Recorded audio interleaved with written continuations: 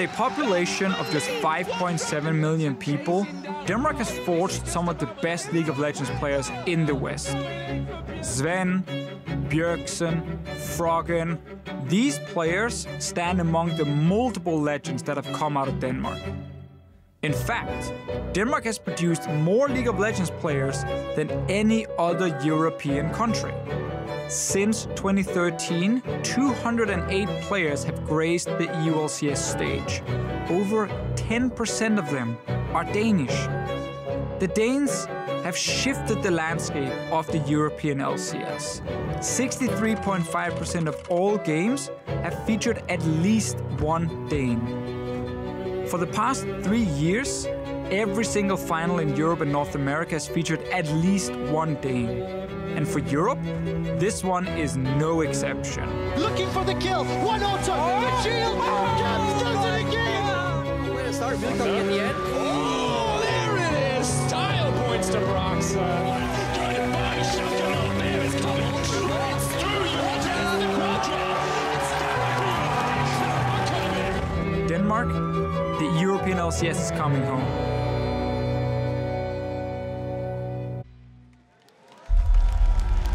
And for the first time in history, the 4th consecutive EU LCS title, G2 Esports. Misfits, the underdogs in this game. No one expected anything, but they picked hard.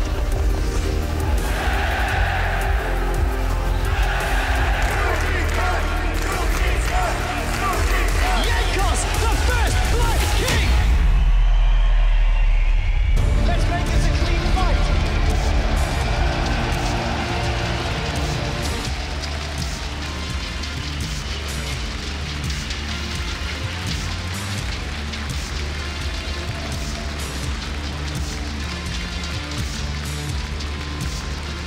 Welcome everyone to the EU-LCS Finals in Copenhagen, Denmark. Thousands of fans are showing up at the Royal Arena to watch the powerhouses G2 Esports and Fnatic fight for the title. This is the day that we've been waiting for the entire split, and I'm very happy to be covering it. I'm Eva Schock Supporter, together with Jacob Yamato Cannon Mebdi, Jonas Colt Anderson, and Martin de Ficio Lunge. Yes,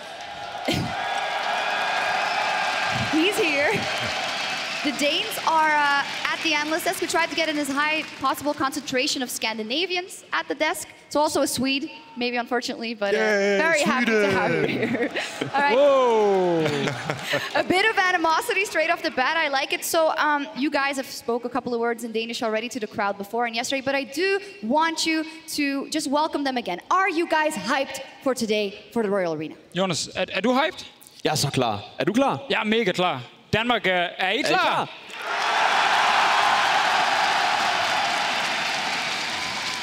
Love it. Well, the crowd's ready. We're ready. Yesterday, we were ready as well. We saw a fantastic best-of-5 for the 3rd place decider between Splyce and Team Vitality. A very tense series, very intense overall, a full 5 games. In the end, Splyce was victorious, and it was a hard-fought one at that. Yeah, I mean, the start of the series, we had like stomps. Vitality won the first one, Splyce took the second one. We saw a lot of great individual performances, but in the end, it felt like Splyce's late game was a little bit better, and they punished some big mistakes from Vitality. Yeah, Nisqy really was the standout player of the series, consistently playing at a really high level, and he kind of carried Splyce in the series. Yeah, I like this one. Yeah. This one was good. I feel like overall in playoffs, Nisqy has been the standout player for Splyce as a whole. We had a lot of trouble beating, of course, Nisqy, and from our perspective, I think it's a question of just performing better in best-of-5s. So I look back at our history against Fnatic, H2K, we underperformed there as well, but looking towards Summer Split, we are very excited to just improve on those flaws. Yeah, it's a learning curve for Vitality. We will be very excited to see them in summer, but let's take a look at what that 3rd place decider netted Splyce in the end. They are now the 3rd team to qualify for Rift Rivals, together with G2 and Fnatic. They also get 50 championship points. Vitality picks up 30, and today there are 90 or 70 on the line, and a spot at MSI. So it's really all about that international experience. Definitely, and I mean, me and Yamata have been there. At the end of the year, when you are qualifying for Worlds, you really, really need these points. So I can't stress it enough that these points are so important if you want to qualify for Worlds. That is true. Yesterday was the third place decider, and just to make it clear, we're here in the pre-show, and in about 28 minutes, we'll go down to the stage to meet the players of Fnatic and G2. But first, we want to introduce everything, and we want to give some credit to the Danish fans. And yesterday, the Fish Show, you went out on the street, you went out and mingled amongst the fans and saw what they had to say. Let's take a look.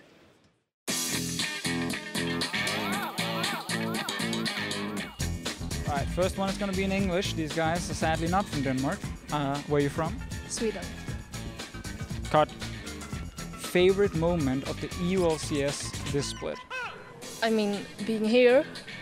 Nice. That's yeah. All right, she wins. Greatest Danish jungler ever. Oh, Svenskeren, is he Danish? He's Danish. He's called Svenskeren even though he's Danish. It doesn't make any sense. Which actually means the Swede, but that's what happens. That's what happened. Hvilken dansk spiller er den bedste nogensinde? Ja, som Bjergsen fangirl. Sorry. Ja. Det er også Bjergsen fangirl, så det jeg skal lige have 5 danske spillere. Kør, go. Wonder, Caps, Bjergsen, Jensen og hvad den hedder, Jesses. Og så skal du fortsætte. Froggen. Ja, nu tog du mine. Ej, det er skidt. Svenskeren. Hvad fanden er det nu, han hedder? Ej, jeg er helt blank. Hvem er MVP i finalen?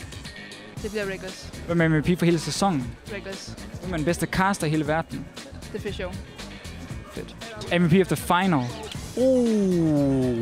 Wonder. The Fish Show og Quickshot? Quick Fish Show. Hvad tror du egentlig finalen ender med?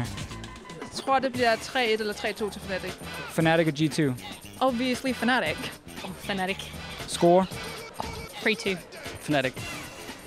G2, of course. Fnatic. Fnatic. G2. Fnatic. G2. I think Fnatic's gonna win. I hope so. Yes. Score? 3-0.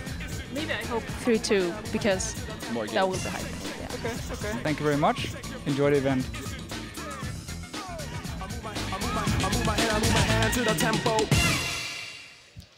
Wonderful.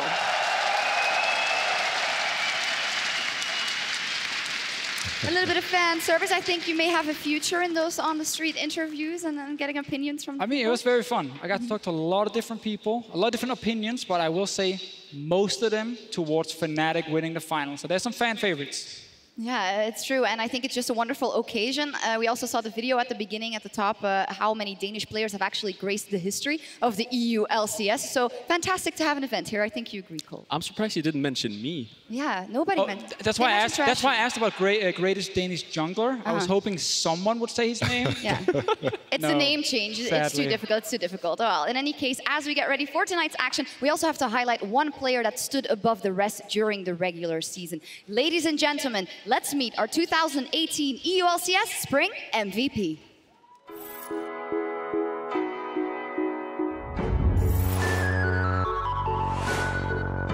Ruin. Look at the damage. Cataclysm comes out as well, and Boxer and Reckless just go unstoppable there. Fnatic are going to try and chase on towards the rest of Giants. The double knockback with the never move, the knockup from Caps. Puico coming into the side as well. There's just nothing you can do. There's the triple kill. Reckless gets the quadra, going for the pizza. What a way to cap it up. And here we go, looking for selfie redemption, but I don't know if HTTP will be redeemed. The Uber is Divine. Divine's absolutely nothing, and it's a shutdown. Reckless trying to prove that he can make the plays too. A triple kill on the Xayah, and that might be it right now.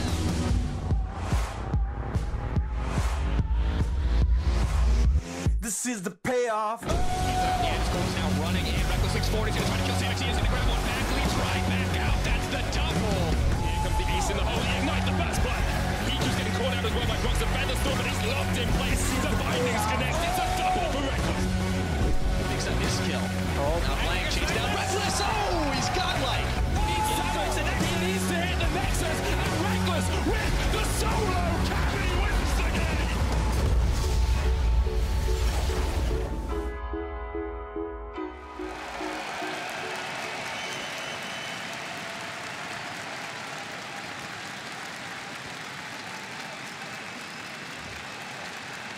Reckless, congratulations on getting MVP for the second time in a row.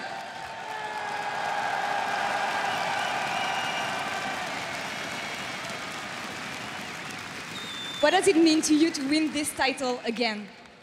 The last time it wasn't that great, as everyone could probably see. So now that we're here in Denmark and we're about to play a finals, it feels much better. And I think I played much better this split as well. So it actually feels like my first real MVP award in a way.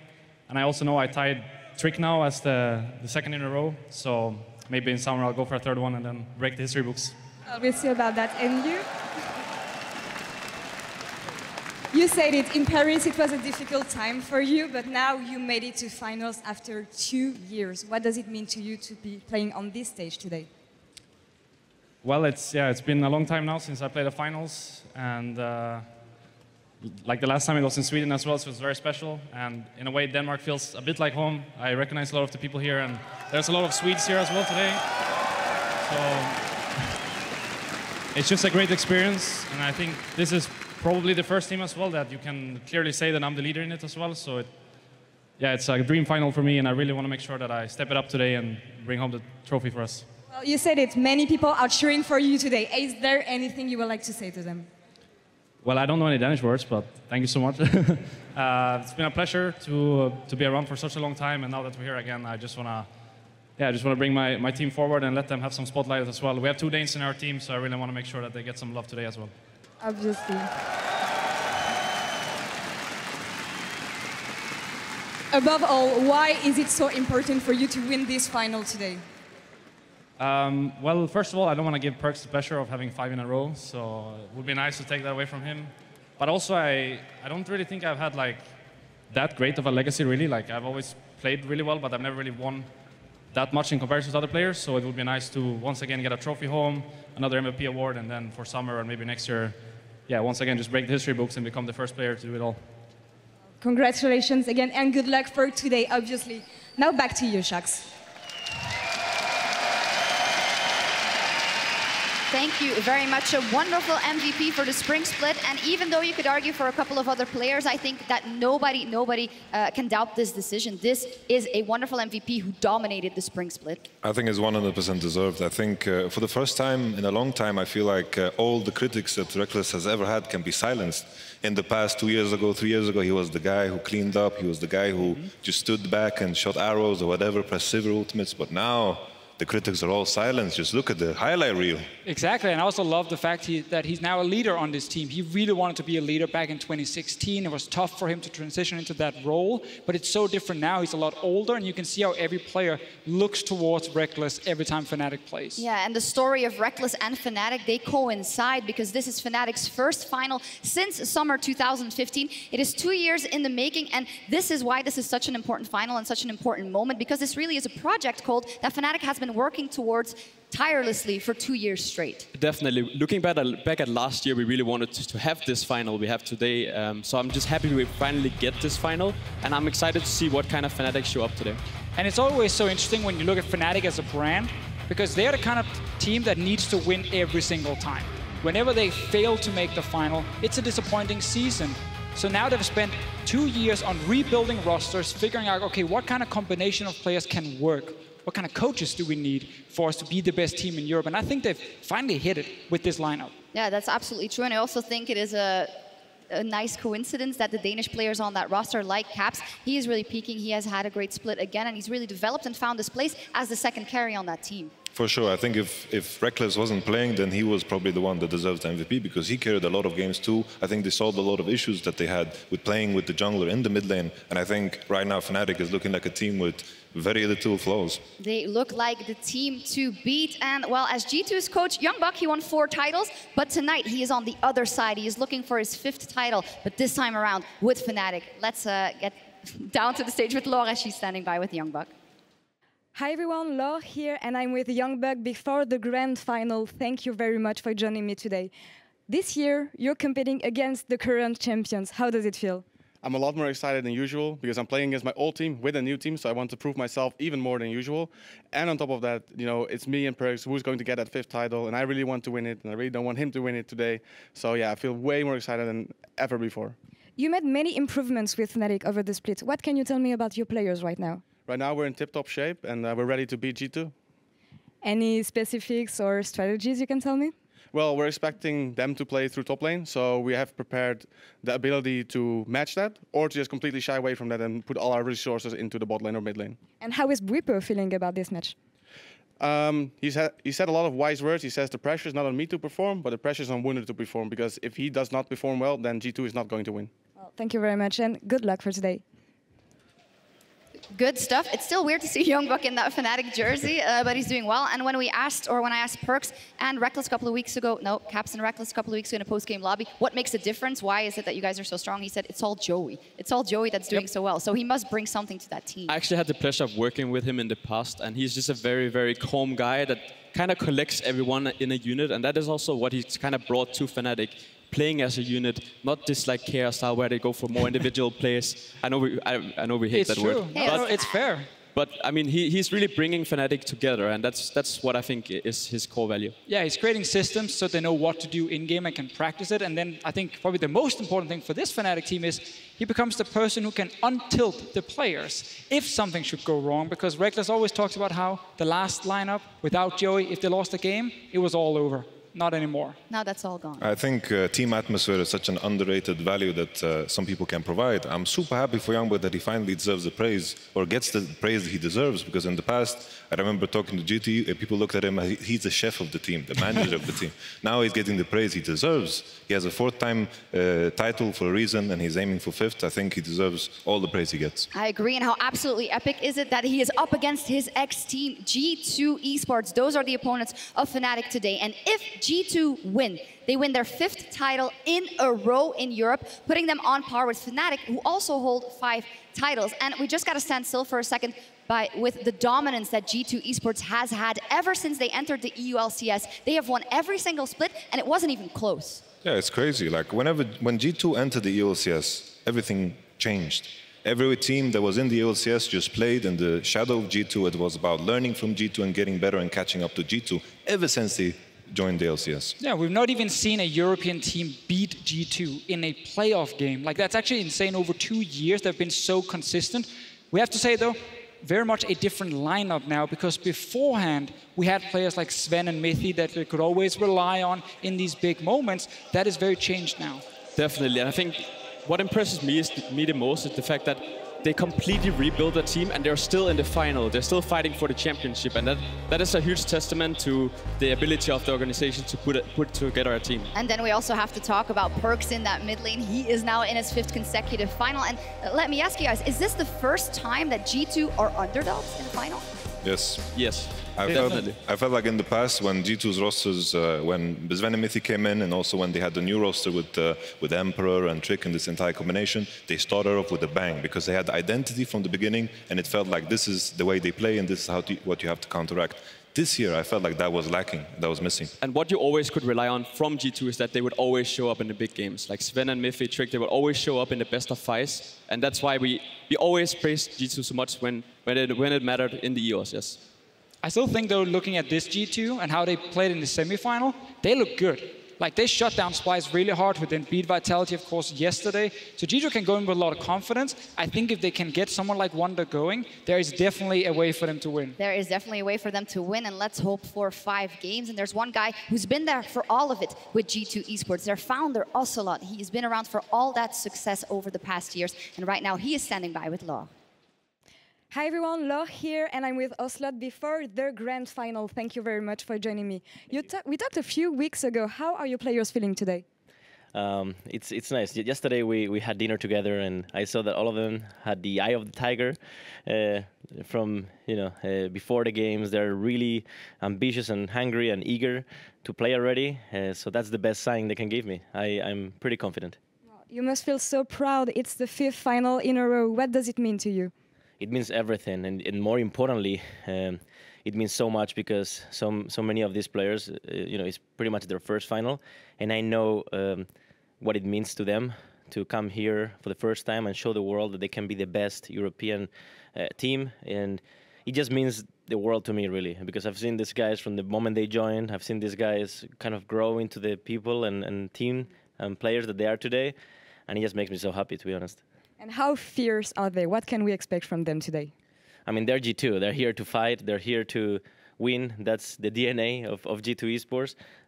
We have zero intention not to win this game. Well, thank you very much, and good luck, obviously. There we go. Fantastic to hear from Ocelot saying, I really feel from him as we have Amazing joining us. I almost forgot to mention the Fisio is off to cast, so Amazing is going to weigh in on the deeper analysis. Let's put it that way. But fantastic to hear from Ocelot, and he really also feels like he wants to see all these players succeed. For sure. I think with any interaction I had with Ocelot, when I played against him in the past, he was always the guy with the drive. It's infectious to the people around him, and I think it's evident in the brand that G2 is. So we've gone over the stories, we've gone over everything these teams have achieved in the past, but now it is about the final. Let me just cheat and look. 9 minutes and 30 seconds until we get to the opening ceremony. So it's high time that we take a look at some key players in tonight's matchup. And we're going to start off with the AD carries, Rekkles versus Yarnen. Battle of the Swedes. Now Rekkles was just crowned MVP, and I want to know from my panel if there is a disparity and how big that disparity is between these AD carries. So I definitely think that the bottom lane matchup in general is heavily favored for Fnatic. We saw Yarnen play better in the semi-final, but was that because he was playing better, or was it because he played against weaker opponents? I think the second. So huge advantage for Fnatic in the bottom side, and I think that is kind of where their win condition is in the series overall.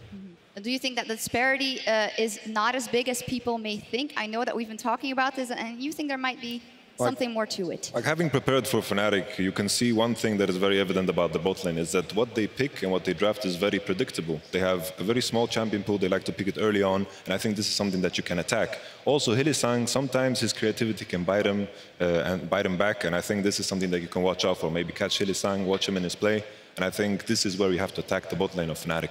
Yeah, I think this predictability doesn't mean it's a weakness. So I do think that the strength from Rekkles comes within the fact that he's always able to play certain champions at a really, really high level. So basically influencing pick bans for the other team, forcing bans all the time.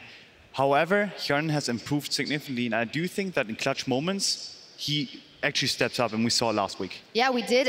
Someone who's been stepping up for G2 the entire split is Wunder in the top lane. We also heard the coach talking about that. Rather, this is going to be a huge win condition for G2, and he's Danish, so that'll help. And he's up versus Bwipo. The wild card still on Fnatic.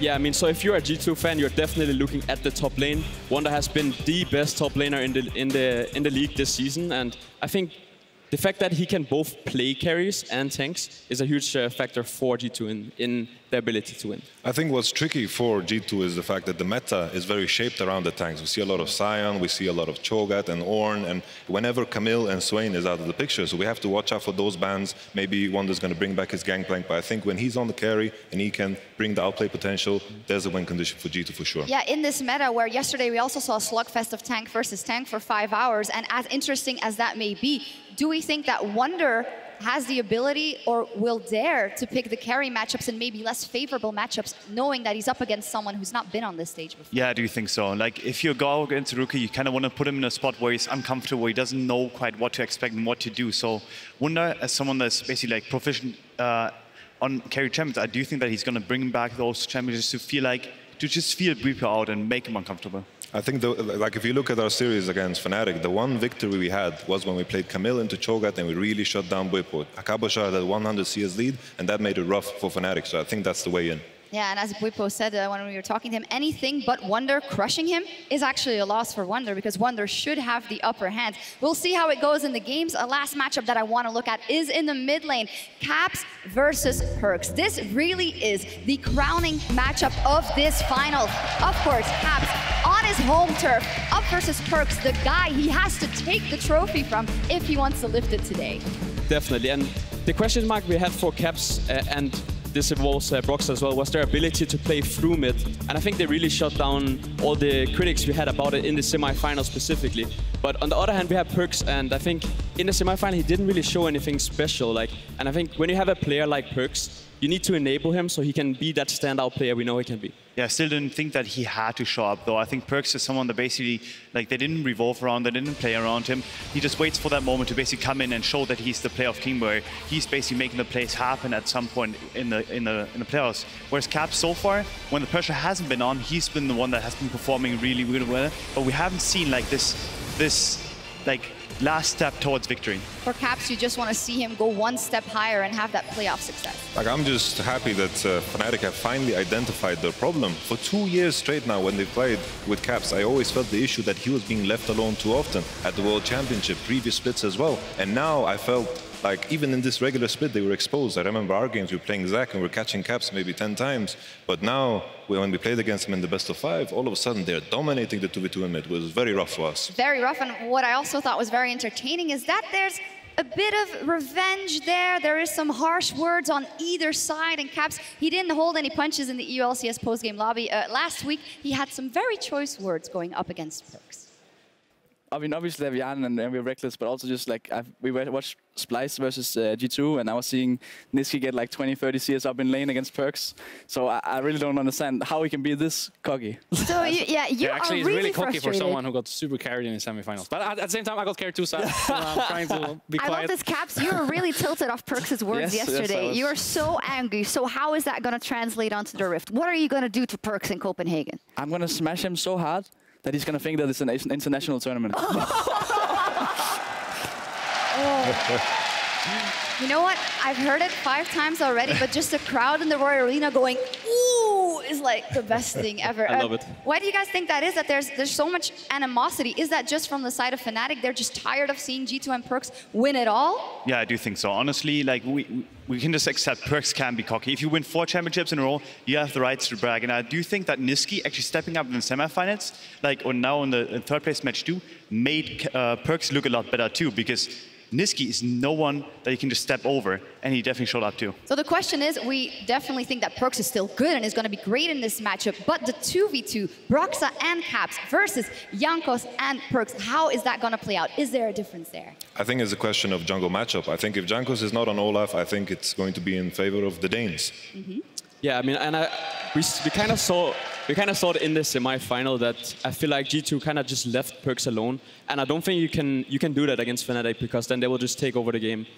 So a lot of pressure on Jankos from my side at least, because I think he's so crucial at making sure that G2 plays well. I mean, also we can't forget that Jankos has never played a final, and there are these rumors from some years ago of him not showing up when it matters most. So for him, he's gonna have to slay some demons. And does it really come down to the 2v2 of Perkz and Jankos has to be better than we have seen, or they lose here today? Yeah, I do think so. They have to be better, because when they came into the split, we kind of expected like this Jankos-Perkz matchup to just dominate the USCS, and it hasn't shown up, it hasn't happened. So for them to actually like elevate their play is something that's necessary for G2 to even have winning conditions within the games. All right, well, let's see. We have 2 minutes and 30 seconds until the opening ceremony. So it is high time that we dive into those all-important predictions for today's match. And you have a bit of time, Yamato. Who's going to win and why? Who's going to lift the trophy? I think Fnatic's going to win. I think they're going to take it 3-1. They have the power of 2 Danes on their side as well. I think that helps a lot. I think in this case, I think Rekkles is going to overpower them in bot lane. I think G2 bot lane only looked good because they played against the weaker Splyce bot lane. And I think there's too much star power in Fnatic. One Fnatic vote? I mean, I kind of also think that Fnatic is going to win today. Initially, before Soaz got injured, I thought this series would go very, very favored towards Fnatic. But I think with Bepo coming in, I think this series will be much closer than what we think. And I think Fnatic is going to win 3-2. I still do think that Fnatic is the better team overall, but we cannot ever outrule like this X factor of Perkz, because honestly, when he comes to that stage, he can always bring it. And I do think that it's going to be a lot closer than a lot of people expect. I think the beauty of all this is that on paper, we all agree that Fnatic is the better team, but we all know that paper burns fast as well. And it also is a kind of the tragedy maybe of Fnatic that they haven't been able to make it to that final stage in the previous years. I heard mumbles of amazing as well. Can they do it? Do they have what it takes in this iteration of the roster to make it? And then they have to surpass G2 to do it. G2 who holds 4 titles, 4 splits in a row they have won so far. I mean, just getting past Perkz is a huge, huge assignment. If there ever were a time where Fnatic should win a final, this is it. So for sure, a lot on the line for them. Yeah, a ton off the line. We are almost ready to get down to the stage, count down the numbers and see the players finally. They have been working towards this for so long, the entire split. And tonight's series pins old and new champions against each other. Ladies and gentlemen, join us in counting down towards the start of the EULCS Spring Finals.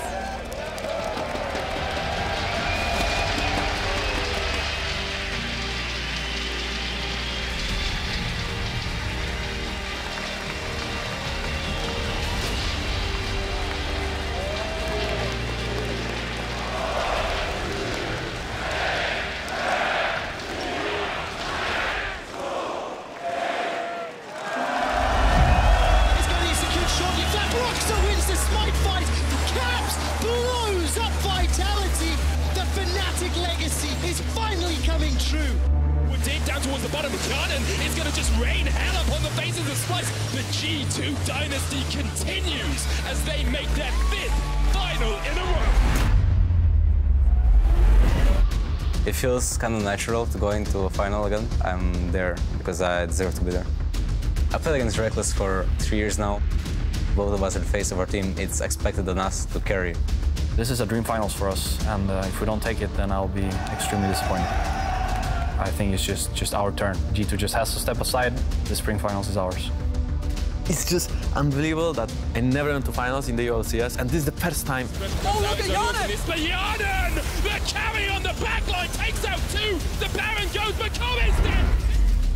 I felt the weight of the Fnatic legacy, and finding myself in that team are big shoes to fill.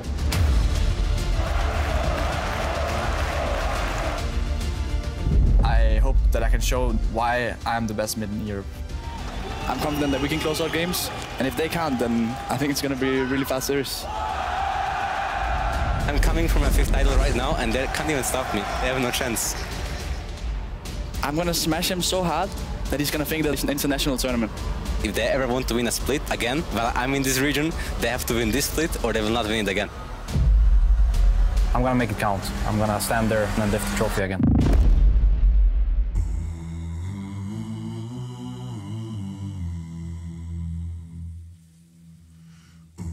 Welcome to the concourse of the Royal Arena in Copenhagen, Denmark. We're here in the calm before the storm, just minutes away from the Spring Split final. In fact, we are just meters away, because behind those doors, the players are waiting. Now, I'm not yet ready to open up. I'm not yet ready for you to meet the teams. Because first, we need to step inside the arena.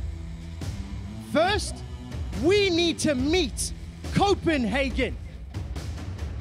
Ladies and gentlemen of Denmark, in the Royal Arena, put your hands together for the Spring Split Finals!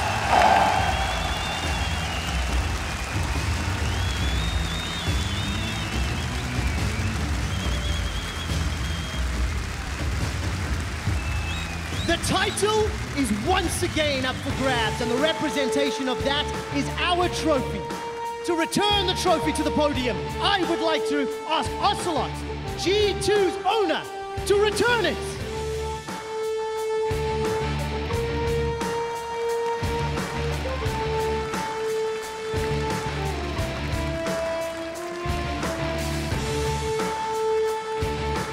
Four-time defending champion G2 Esports once again return the trophy.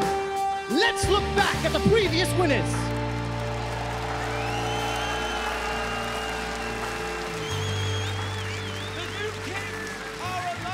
Fnatic finally win the Spring Splits. Fnatic are your European Split champions. Welcome to the G2 era.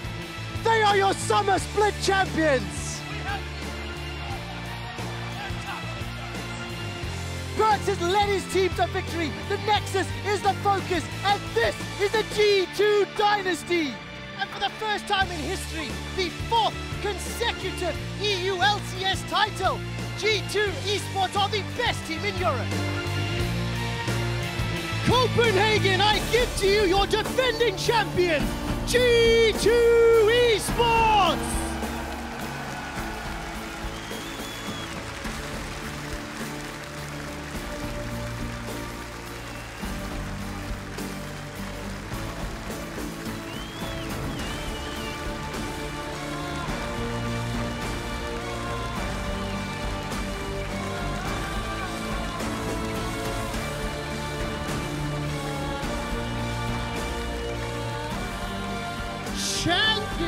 Challenging them in the finals for the championship title, it's Fnatic!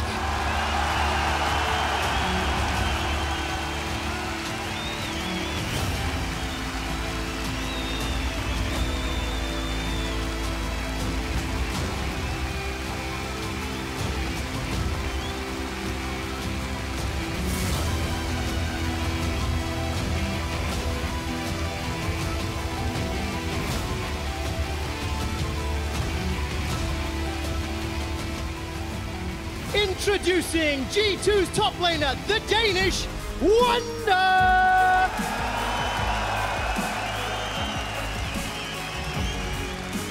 For Fnatic, their rookie top laner, Bwipo!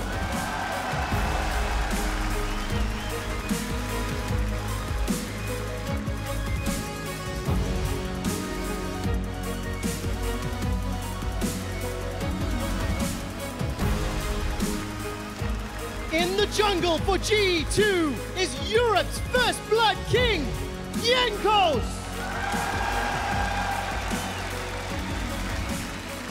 Copenhagen, let me introduce you to Fnatic's jungler, Broxah!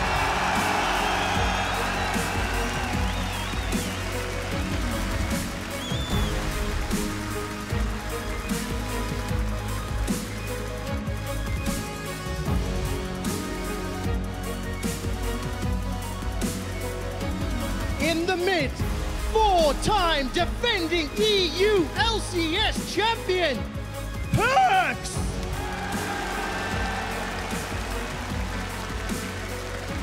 And for Fnatic, on home soil, coming for the title, Denmark meet Caps!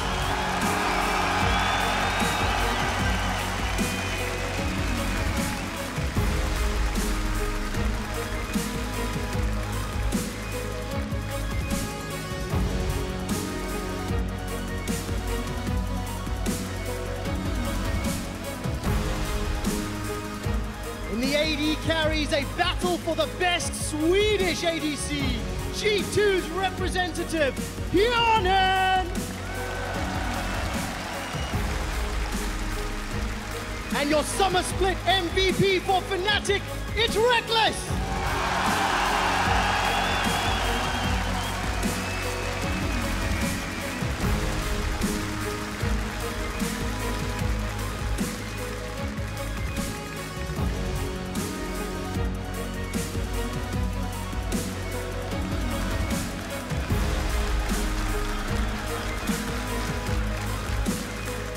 Supporting G2 Esports, it's Wadid!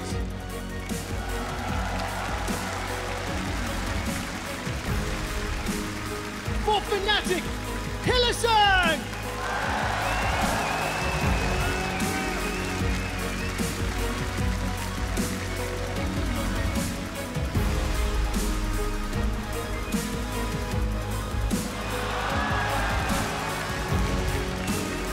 Coaching G2 on stage, it's Grabs! And leading Fnatic through picks and bans is Dylan Falco!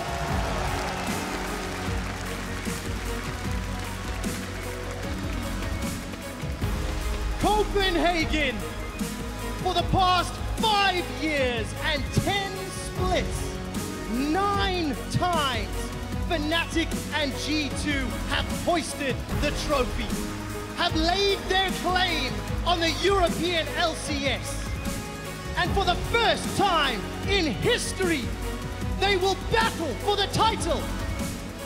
Put your hands together for G2 and Fnatic.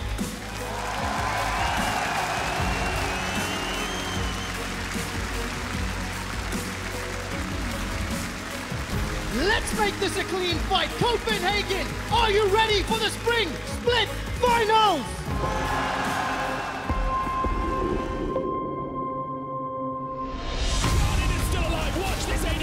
Around the boat, he flashes the wall, he's getting onto Kobe, the curtain call is that's a double. He's dead. Yana jumps forward looking for the triple here as well. Perkz takes it away. The Camis of G2 do absolute work and shred through Splyce. The G2 dynasty continues as they make their 5th final in a row. In the pit, the Baron is going to be secured shortly. Flash, yes! It's not going to be secured. Broxah wins the smite fight. Vitality are getting wrecked, and Fnatic take a gigantic lead. It's taken 2.5 years. It's taken 5 splits. The Fnatic legacy of always making finals is finally coming true.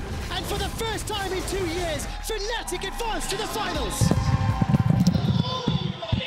Over Quick Shot Henry, joined at the cast today by Andrew Vedieste and Martin Deficio Linger. Gentlemen, it is almost time for picks and bans. Oh, I'm so excited, man. This is the dream matchup in the final. We have to go back to 2015, Fnatic versus Origin, since we last saw Fnatic in a big final, and now they're here again against G2 Esports. And everybody wants that 5th game, Trevor. Hell yeah. So many excited fans here in Denmark. I cannot wait to kick this game off. I do not believe we have had a more epic weekend in the making, with 5 games yesterday between Splyce and Vitalis, potentially more to go. Now, we are going to dive into the matchup. Gentlemen, I want you to put your thinking caps on and tell me, how do each of these teams plan to win the game, starting with the draft? Well, I think we got to look at the top lane. We've got to look at Wunder if you are G2 Esports. This guy has been loving carries recently. The Camille, the Gangplank, hell, even the Fiora. And he's going to love the support of this crowd, that's for sure. He's going to want to get it on his back. He's going to put G2 on his back.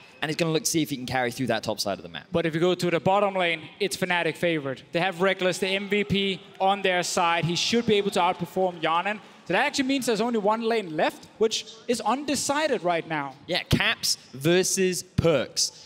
This is one of the most anticipated matchups for so long. Whenever you see these two mid laners butt heads, you're guaranteed an exciting mid lane matchup. We already saw some great stuff yesterday from Nisqy and Jiizuke, and now we get to see if Caps can take down the title holder. What I love, gentlemen, is that we've got these obvious strengths in the top and bottom for the respective teams. G2 maybe stronger top, Fnatic stronger bottom, and then we've discussed the 2v2, the junglers and the mids, and how they get involved. The question I pose to you, will teams lead into their strengths, meaning G2 play top, or will they try to protect their weaknesses, meaning, for example, G2 play bot? Well, we just heard from Youngbok, they're preparing both things on the side of Fnatic. They can either try and shut down Wunder, or they can try and ignore him and play around the other side. We have to see if that's the same for G2 Esports. I'm expecting them to focus on Wunder, put him on a carry if they can. And I think Fnatic with the first Camille ban, they're saying, yep, we do expect you to play one of these carries, and we remove the first one. So with Trundle taken off the board, you are expecting something like an early rotation of something like the Olaf,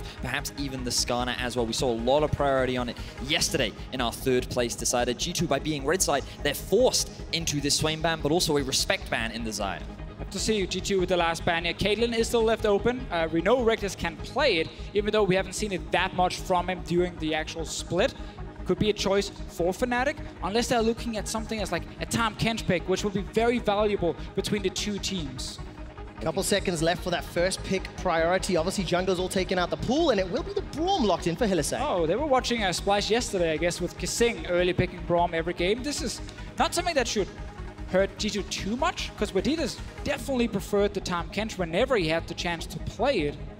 I also wonder here if Fnatic are hoping that G2 go for something like the Caitlyn, try and get that early lane dominance down in the bottom lane. We saw Ryze pretty much taken off the board throughout the semifinals and yesterday in the 3rd place decider, and now it's going to be in Perkz' hands, one of his most comfortable champions from the regular season. If you are Fnatic and to try and explain the first pick Braum, one of the things they do like is when Hylissang can try and make some plays. They play a lot of these comps where he's allowed to roam, he can then connect, you know, a bit of CC onto one target, and it can single down one member. But Tahm Kench is here to try and counter that as much as possible. And the Ryze pick, we talked about mid lane being undecided. Ryze is one of the strongest picks in the current meta, especially if you play around him. But that's a unique AD carry for Rekkles. Unique indeed. Most played AD carry for Rekkles in that Tristana, and I've heard so many people say when you get it, it's GG already. Well, we'll have to see if G2 can handle it, given that looking at what's available right now, a lot of jungle bans, this could be an opportunity for G2 to lock in the Kha'Zix, but instead, they're looking for a little bit more engage in the Zac.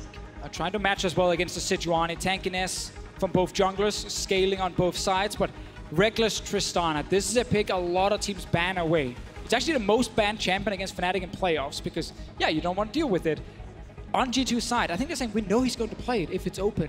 We can draft around that. Strong scaling on their side. A lot of mobility from a Zac, and then, of course, Tahm Kench ulti plus Ryze ult. You can port your entire team from lane to lane, trying to make plays while Rekkles is scaling.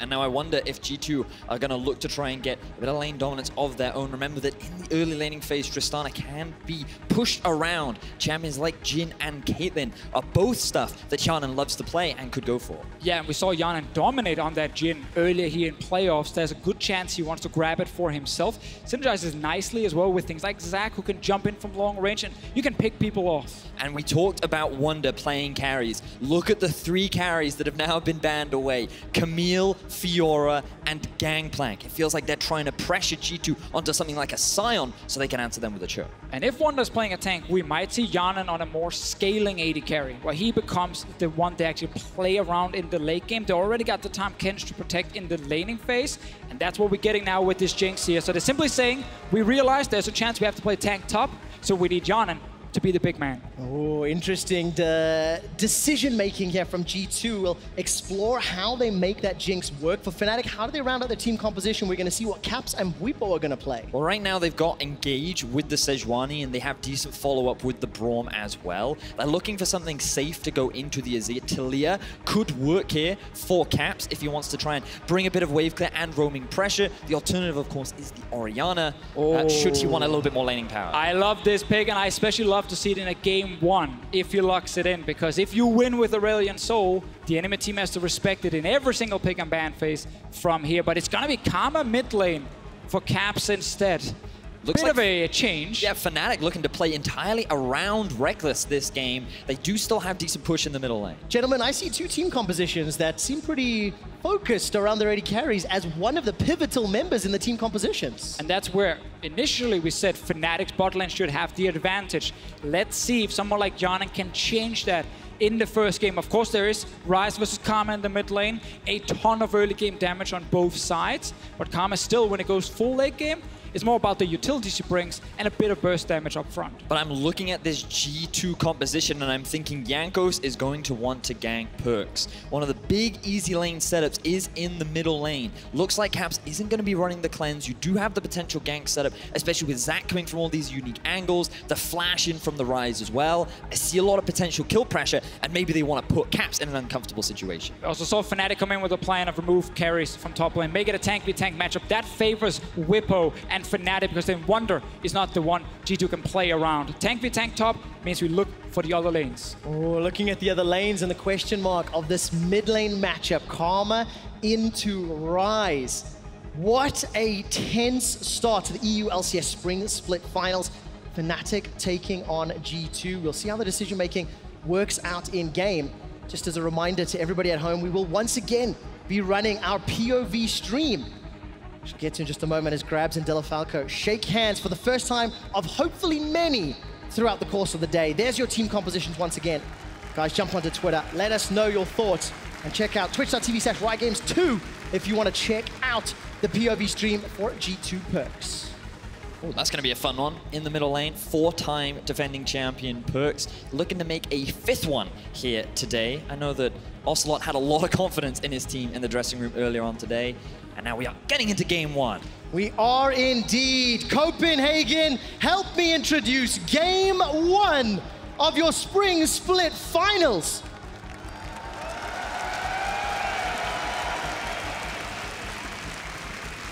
Ladies and gentlemen, let's set the scene. G2 versus Fnatic. All-time records are in favor of G2 Esports. 16 wins to 11. This is the first time they meet in a finals, and Deficio, we've had the pleasure of seeing these two organizations over many years, but this is the first time they meet in such a pivotal series. Yeah, and a lot of people look at last year as the year where we would get Fnatic versus G2, but Fnatic never made it into the final. This year, however, whenever they play G2 Esports, they've won 2-0 in the regular season.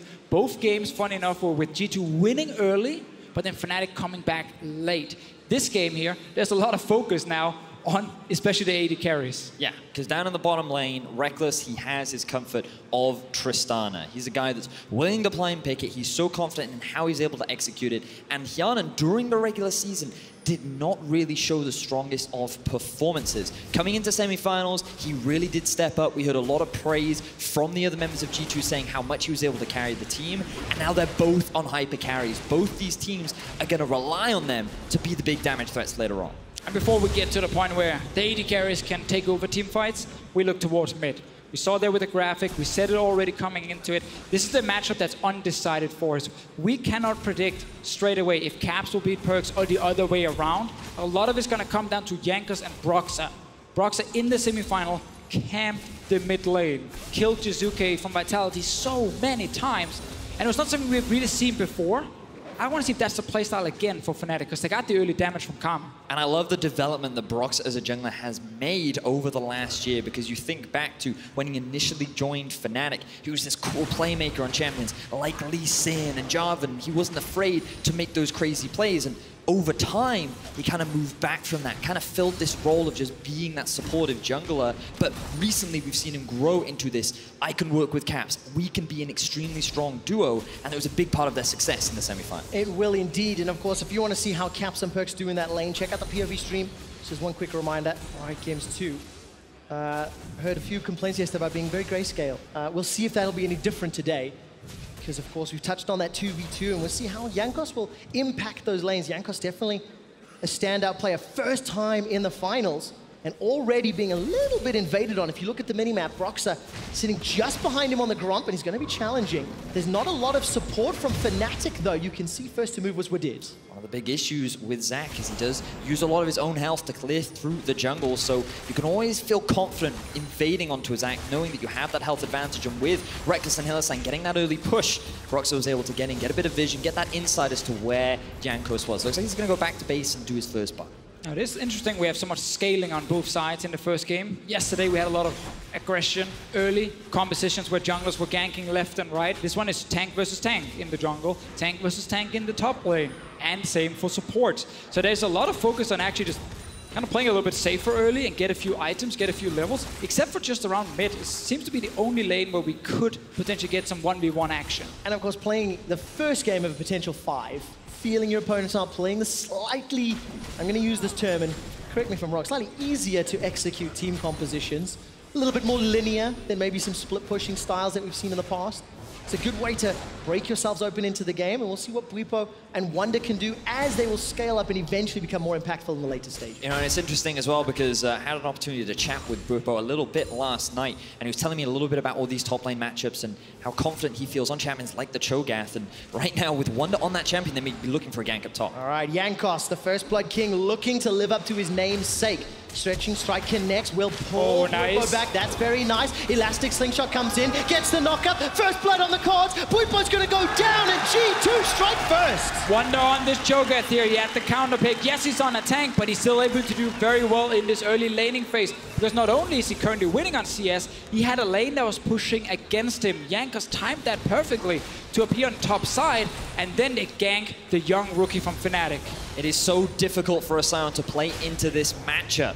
He cannot deal with all the sustain that Wunder's able to throw out, and as a result, he set up the lane nicely. They get this early kill. Jankos is the one that strikes first. Exactly as expected for a man with that sort of title. I love that 8-1 win-loss for the Braum. For Hylissang, we'll talk about that in a second, but just a well-executed gank. Now for Broxah, he invested vision towards the bot side. He wanted to keep an eye on where Jankos was, but for Jankos, he knew that there was little vision towards the top side.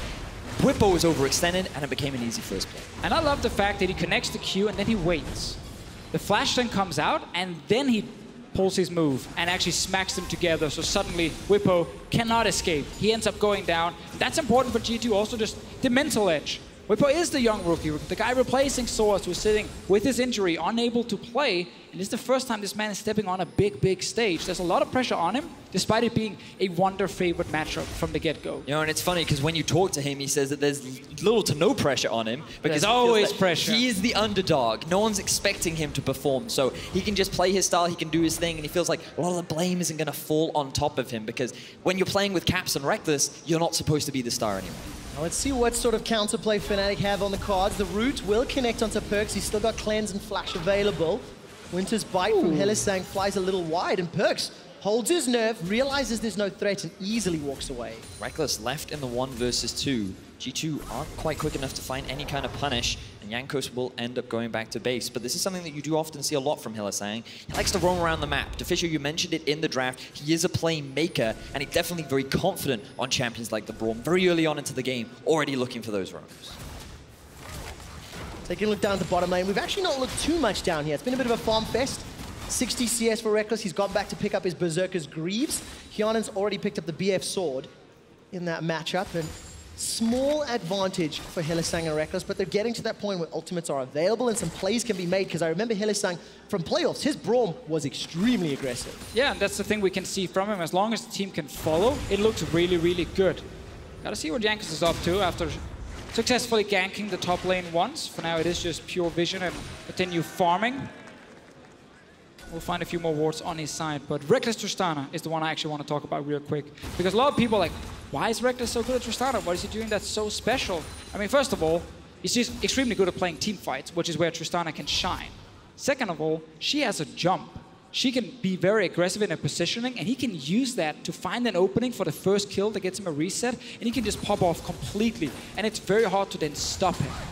It certainly is. But he has to get to that point. And one of the things you can also praise Rekkles for is, regardless on how bad the matchup is, he always seems to come out very healthy during the laning phase. You only have to look at his CSD record to identify that Tristana is typically a weak laning phase champion, but Rekkles never makes it look like that. And I want to see if Fnatic in this game want to actually do what they do sometimes with this Tristana, lane swap with it later. Let's see what happens here, junglers. Oh, Broxah's going to get jumped on by the Realm Warp. Oh, beautiful ultimate! Stops Perkz the moment he arrives, and that's the mechanics that Broxah showed up with on the EU LCS stage. G2 do not find a second kill. G2, they're trying to be proactive though, looking to punish Broxah as he's moving through his own half of the jungle.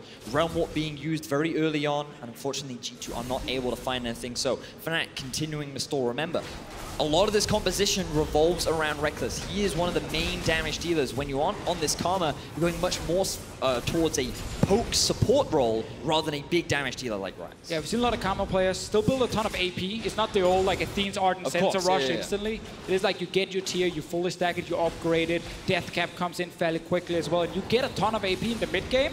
So your poke damage is insane, but as you highlighted, Vedius, once the actual fight breaks out, when it's 3 tanks and a supportive mid laner, yeah, it's about the AD carry. And when you got Rekkles on your team, you absolutely want it to be about him. All right, let's take a look. Jankos with another gank. Gets the Chilling Smite down. Stretching Strike connects once again. Pulling Caps backwards. There's the Let's Bounce. That's going to deliver Caps to the mid lane. Caps survives a hell of a long time. Caps escaped. How did he do that? Caps actually gets out of that situation. It looked like such a well-executed gank from Jankos, but Caps survived. I was convinced he was going to die 3 separate times. He's cheeky enough to even teleport back to the mid lane and even get some damage down. Going for a trade, Trevor. Gets the root down. Even gets the cleanse. He was worried because he saw Broxah coming in from the flank. He knew that if he didn't get out of this situation, he could be in dire straits. Caps, beautiful execution from him. All the action early, it's Jankos setting it up from G2's side with the Zac. It's what we often see when Zac gets picked, doesn't get shut down in the early game. He's so active at finding different ways to appear in these lanes. I think Jankos, man, yeah, for sure, he was like, we got it. Double flash to try to finish. I think Caps just shielded himself in time to stay alive towards the end. So 2 big summoners blown on G2 side. Of course, the same for Caps. So 10 minutes into the first game, G2 with a small gold lead, nothing to speak of. CS differences also negligible. Only Rekkles with a small lead. He's picked himself up that BF sword after returning back to lane, and towers have not necessarily been chipped a whole lot, so we're definitely into this mid to late game team fight, team comp style. But look at Fnatic. They've taken control over the bot side river. You would imagine that their initial goal is to go towards this Cloud Drake, an objective that if you get in the early game does give you that extra bit of movement speed, makes these movements a little bit easier around the map. What we typically see from Fnatic though when Rekkles gets a few items under his belt is to start playing more towards his lane. Tristana is still one of the best at taking down early turrets. He has the attack speed to actually get a few hits off and then back away. We already saw Broxah down here, but he just recalled. If Caps can push in the mid lane, he can roam first. Perkz should always be able to match though with the Ryze ulti. So it makes it a little bit easier for G2 to defend against Fnatic's potential siege in the bottom lane. I'm just keeping my eyes on what Jankos is up to. We talked a little bit in the draft about how he could look to set up a lot of ganks around the middle lane. So far he's found 1 successful gank, and given that there is no flash, I feel like a repeat gank in that area of the map would make sense. This time I would expect Caps to not be able to get out. We see one of the problems for Fnatic is warding around mid to protect him. Jankos is not spotted at the moment, coming from that top side. Caps is playing very safe. He's okay for now. He didn't pull a trigger to Fischio. Jankos very, very active in the early game. We've seen multiple ganks while he's only secured 1 kill. There's a replay of the mechanics at the bottom of your screen. Just really well played. Yeah, so keep an eye on the shield. It was used initially there. Karma gets also, I believe, the heal off of the W as well. And then just as they flash in, the shield just comes off cooldown once again. Good management of his abilities to get the most out of that situation. Now, question.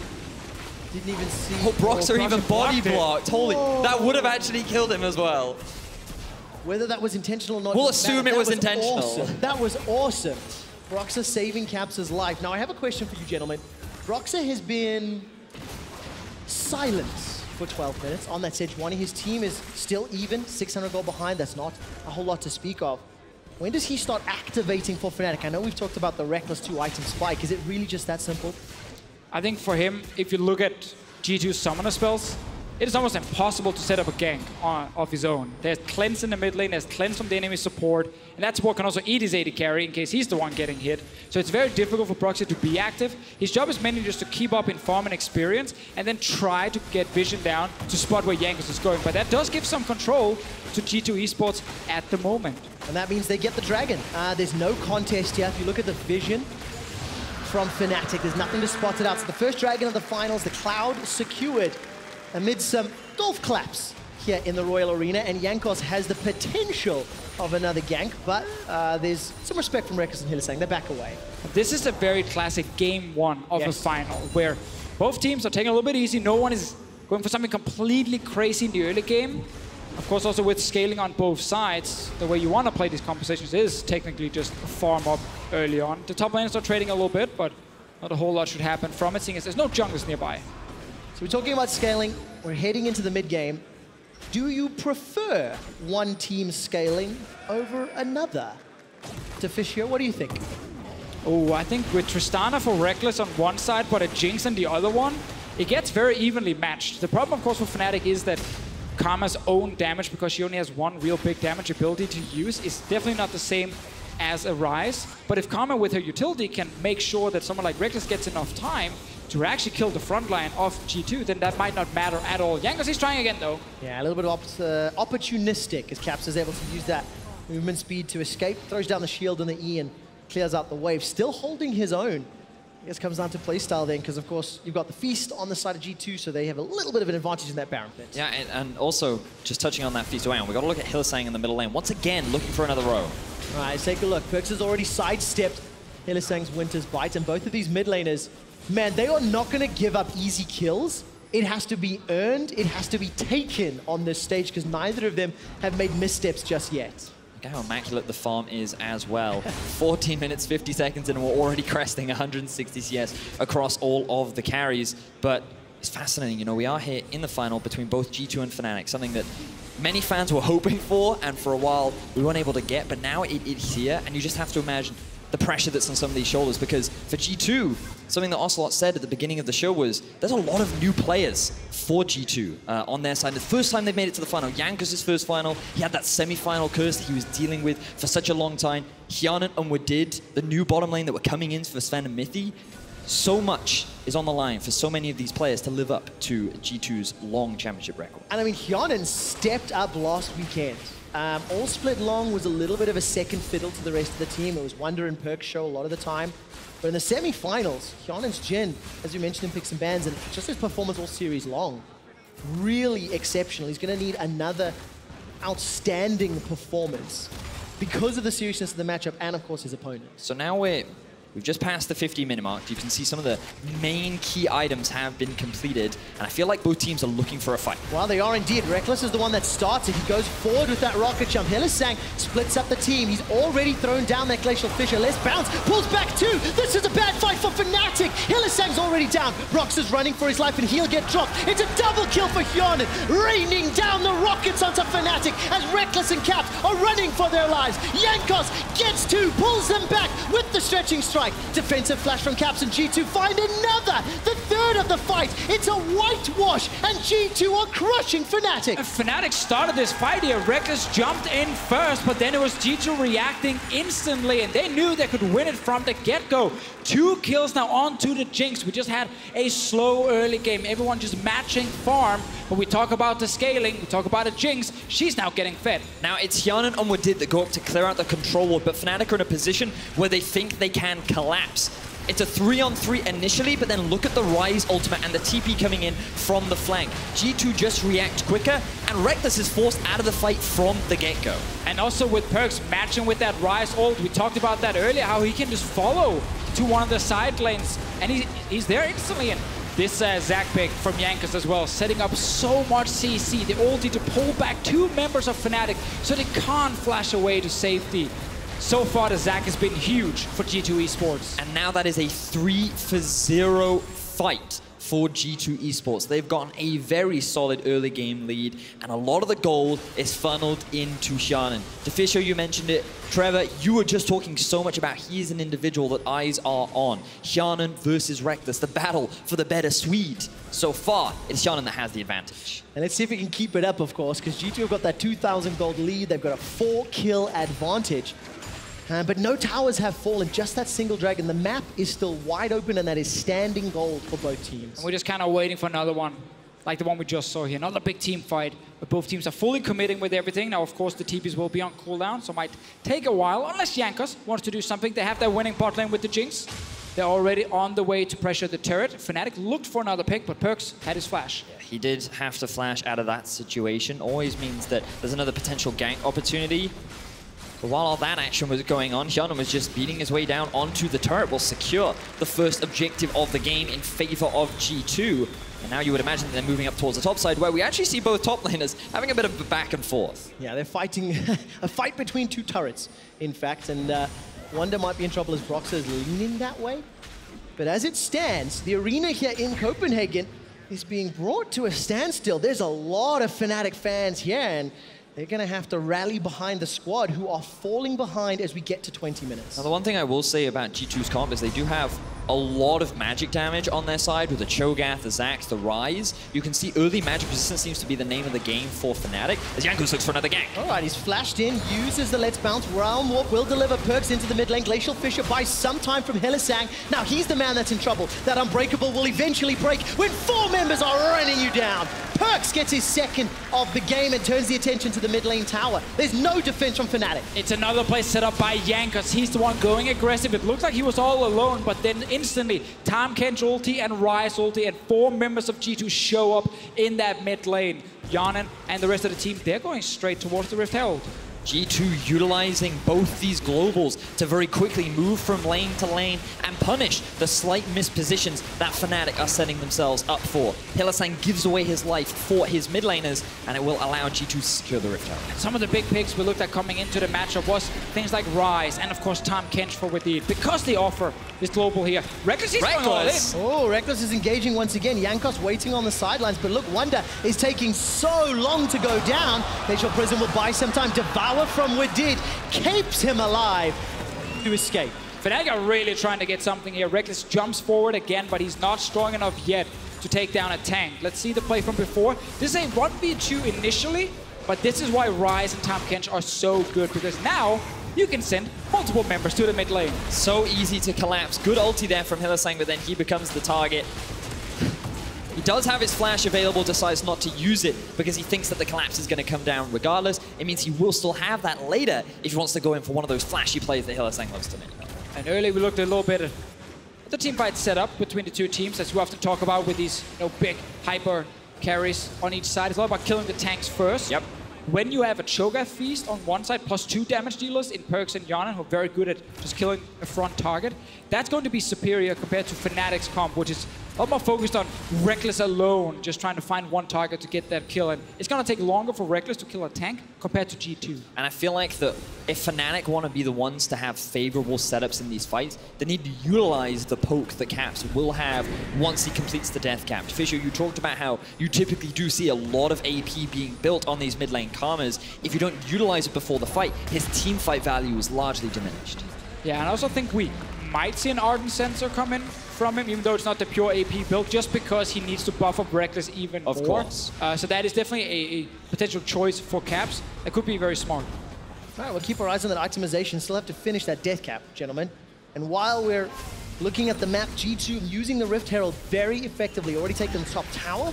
It's 3 towers to 1 in favor of G2. Nearly 4,000 gold lead for the defending champions. And they're off to a very strong start, led by Jankos' early game impact. And the question we had, gentlemen, will the teams be leaning into their strong side, playing around their weak side? For G2, pretty obvious answer for Jankos. I'll play all sides, because he ganked everywhere.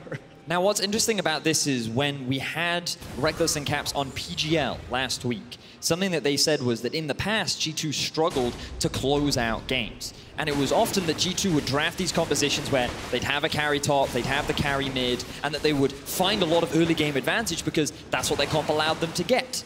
But then they struggled to actually end things when their composition wasn't really designed for teamfighting. This time around, G2, they actually have a good teamfighting composition. They found themselves with an early game lead. And this time, I don't think Fnatic can just rely on the late game as they have done in the past versus G2 during the regular season. Yeah, going to be very interesting to see the decision making because now the Baron is an objective. Keep your eyes on that mini-map as vision will become so important in setting up and playing around that objective. G2 Esports, they still maintain control right now. Yeah, they're really far ahead in this game, also because their carries are the ones getting all the kills on their side. Wonder will struggle to battle against the cannon minion. The most epic of all top lane battles. Yeah, 2 banner of commands in the game already, both top laners. And actually, you know, you talked about that early season games, Vedia, so how G2 got ahead early and then Fnatic bounced back. Take a look at the gold graphs of exactly how that looks. And as Vedia's highlighted already, G2 in these kind of games didn't have the superior late game against Fnatic. But it's different in this one. They have a Jinx on their side. We know Cho'Gath is so good at killing front lines in these big team fights. So G2 Esports are not going to get outscaled by Fnatic. And with them having this goal lead, as long as they play correctly, they shouldn't actually give Fnatic a chance to get back in the game. That's the big question. Can they out-teamfight Fnatic? Even though they have a pretty significant gold advantage at this point, they have a very solid composition. Fnatic, you can never underestimate them when you get into that 5v5 scenario. Absolutely not, especially when Reckless is on Tristana. Taking a look at the items, though, a little behind. iEdge, Shiv, and Zeal for Reckless, going against the Hurricane and Rapid Fire Cannon for Hjarnan. Void Staff picked up for Perkz. So he's going to be hitting like a truck in these next team fights. You see the Realm Warp will deliver some problems for Bwipo, who has consistently been the target throughout the majority of this game already. And G2 should get full mid lane control. They have the superior AD carry, they have Tahm Kench as well. You can sit there, save Hjarnan if he's too aggressive, or use that Tahm Kench ulti now aggressively to the sides. So it's very hard for Fnatic to play the map. They actually have to just concede the side lanes against the Ryze and the Cho'Gath, and it becomes all about the Baron. G2, they're starting it now. Let's see if they want to turn for the fight. Find out. Teleport's coming. They can just finish. They're going to rush it. They're going to rush it. Instant Smite is available. Baron is already secured. Brox is now in the pit, but he's left alone. Glacial Fissure comes down as Wadid is going low. Going to get knocked out by that seismic shove. Here comes it's a big one. Fnatic may have found the fight. Jankos is going low. Cell Division not yet popped. Bwipo's already killed the back line. Flash for the Reckless. Fnatic are chasing. They're trying to cuss G2. They've done it. Perkz get one back. This is a messy fight as Baron will only be on a few members. Jankos has escaped with his life, and Perkz will be looking to run down. Going to try to survive, but in a 3-on-1, it is a matter of time, and your MVP will close it out with Hylissang. What a huge fight for Fnatic. We were just talking about how you cannot afford to underestimate them in the 5v5, and G2, they were just grouped up in that Baron pit. It made it so easy for Fnatic to get the collapse, get the damage that they needed, and while they did not secure the Baron, they secured themselves 4 kills. Well, let's see it one more time here. Perkz' ult is not available. Otherwise, you normally kill the Baron and ult out with the Ryze and the entire team. But here it is now means they're stuck in the Baron pit. And look at the bottom of your screen. Caps and Reckless are completely untouched. The only members taking damage from Fnatic are the tanks in the front. And this suddenly means that G2, despite being ahead in gold, cannot win the fight. Oh, and then you're just setting up so nicely for Reckless. He had the pentakill in his eyes, and while he did not get the last hit, he was able to help his team secure the winning fight. Only a single member walks away with the Baron on G2. And it's very big to highlight that before this Baron was started, Perkz used that Ryze ult to try and catch out a Sion. A little bit too over-aggressive, wasn't even close to actually getting him. that meant it was on cooldown for when they rushed the Baron. Just think about it. They burn the Baron, they 5-man Ryze ult out. Fnatic never gets these kills. Chasing the kill ends up hurting them. But G2, they've grouped up. Only one member with Baron. It's Jankos. 1-0-5 on that. Zac playing exceptionally well. The siege is on, and the tower has already fallen. Keep your eyes on the minimap. Bwipo has got that unstoppable onslaught available, but not the greatest angle of entry. He went to push out the bottom wave, hoping that that minion wave can take the tower as G2 just group up in mid. Fnatic don't feel confident to take the fight right now. 1 minute and 20 seconds left on the Baron. Fnatic could look for a fight, but Jankos is looking for one of his own. That fight we had before here should be the most favored Fnatic fight we will get this game. One team is stuck in a Baron pit and they can't turn on your carries. That should not happen again. G2 are still in control, despite giving over some kills to the enemy AD carry. They're looking for another engage with Jankos. Oh, the tension. The Alexis shot. Jankos is not fired just yet. This is apparently not bronze solo queue where you face check everything. You've got top tier quality. You've got to show respect as well, but also Jankos has to be smart about his engage, because while he can create that kind of a distance between himself and the enemy team, the rest of his team can't always follow up on that. So he has to make sure that everyone else from G2 can follow up if he gets that kind of an engage. Definitely the case. I mean, G2, yes, they're still in the lead. They got the gold from Baron, which means they are close to 4,000 gold up. Almost exactly, in fact. But taking a look at itemization really quick. Quicksilver Sash for Rekkles. Keep himself alive with his 3rd damage item and the Zeke's Convergence as well. Locket of Iron Solari, so there's some tools there. But as we crossed 30 minutes on the clock, you're starting to feel that ticking time bomb of Ryze plus Jinx. I think a lot of AD carries would not go QSS here. I agree. You have a lot of protection around you, but I've seen Rekkles do this before when he's on mobile AD carries, because it probably makes him feel more confident in playing aggressive and being in the front. So it's a defensive item built to allow him to be more aggressive. Jankos, he's going in though. All right, Let's Bounce is available. He's going to get rooted down. Just use defensively. Jankos pulls nobody back. This is a good start for Fnatic. Hylissang jumps onto the front line using that shield. Sometime. Jarden is down! Rekkles dunks him! It's a double kill for Fnatic, and they've got the advantage. Bwipo comes up huge, gets a knock-up onto Hjarnan, and the rest of Fnatic collapse. They have their eyes on the Infernal Drake, and they secure themselves another teamfight win. Oh, Fnatic, that was a big one from them. It was even fighting, but we saw Rekkles get a ton of time to hit the front end of G2 before we got any fire back from G2 Esports themselves, and suddenly it's Fnatic in control. Gotta track what Wadid used his consume on, because that was going to be the primary target to keep Hjarnan alive. G2 ended up with a negative Baron power play as Fnatic have come back into this game strong. G2, they were waiting for Hjarnan's flash to be ready, but it wasn't up for the fight. And then without the Tahm Kench, because he devoured Wonder to try and make sure he stayed alive, it suddenly meant that Bwipo with the big knock-up can actually destroy Hjarnan. Just before that fight, Ardent Sensor also picked up by Cap, so all the tools to play into the Fnatic camp. That gold lead is dwindling. Gigantic crits onto Hjarnan as the tower is now being focused. 4 towers to 4, and Fnatic are clawing this game back from the early game deficit they found themselves in. You know, and it's funny because we talked about how G2 have this teamfight composition. They shouldn't fall prey to the mistakes of the past where they get these early leads and then they end up losing them. But let's keep our eyes on Wadid. You know, because he's going into the fight. The initiation starts from Jankos. The ulti from Brox actually lands onto him, but he thinks, oh no, I have to keep Wonder alive because he's getting chunked down by Rekkles. But then he realizes, the actual carry that I need to protect ends up getting caught, and Fnatic are very quick to punish. Gentlemen, can I just bring up a graphic we saw a little bit earlier that reminded me of how G2 and Fnatic games went. And this is exactly what we were just about to talk about, right? The fact that G2 got this early lead, and in the past, their composition was a large reason as to why they ended up falling behind in the late game. But now, Fnatic are just finding these opportune fights and putting G2 in these situations that they're always the ones coming out behind. But if you're G2 Esports, you can still mentally reset, tell yourself you have a great late game comp, you still have a Jinx on 4 fully completed items at 30 minutes. You can easily win the next few fights. Fnatic have gotten the advantage now, but that can swing right back to G2 Esports in the next team fight. Baron is spawning soon. We know with the Cho'Gath Feast, they can rush it down, either Ryze ulti away then, or look to turn for the actual fight. We have to see in the next one, because we know if Rekkles gets caught, or if he's not allowed to deal damage, Fnatic, they won't kill anyone.